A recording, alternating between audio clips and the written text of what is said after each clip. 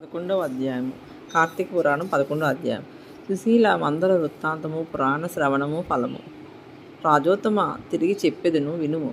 కార్తీక మాసమందు అవిస పువ్వులతో హరిహరిని పూజించిన వాని పాపములు నశించును. చాంద్రాయణ వ్రత ఫలము పొందును.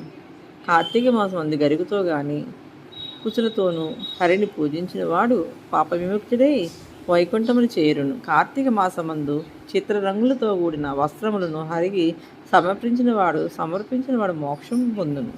కార్తీక మాసమందు స్నానమాచరించి హరి సన్నిధిలో దీపమాలలు నుంచువాడును, పురాణమును చెప్పువాడును, పురాణమును వినువాడును పాపములన్నింటినూ నశింపజేసుకొని పదమును పొందెదరు.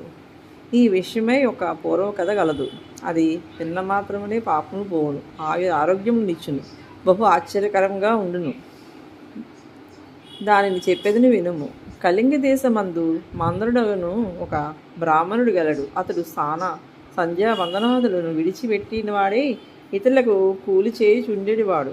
అతని మంచి గుణములు కలిగి సుశీలయను పేరు గల ఒక భార్య ఉండెను. ఆమె పతివ్రతయు సమస్త సాముద్రిక లక్షణములతో కూడినదై ఆడవారిలో శ్రేష్ఠురాలై ఉండెను.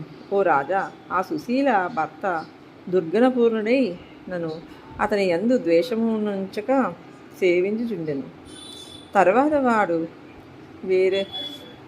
వేరైన జీవనోపాయము తెలియక కూలి జీవనము కష్టమని తెలిసి కత్తిని ధరించి అడవిలో మార్గం కనిపెట్టుకొని ఉండి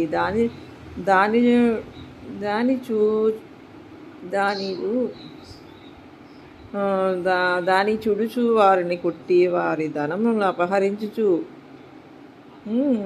కొంతకాలం గడిపెను. అట్లు చౌర్యము వలన సంపాదించిన వస్తువులను ఇతర దేశములకు పోయి అమ్ముకొని ఆ ధనముతో కుటుంబమును పోషించుచుండెను.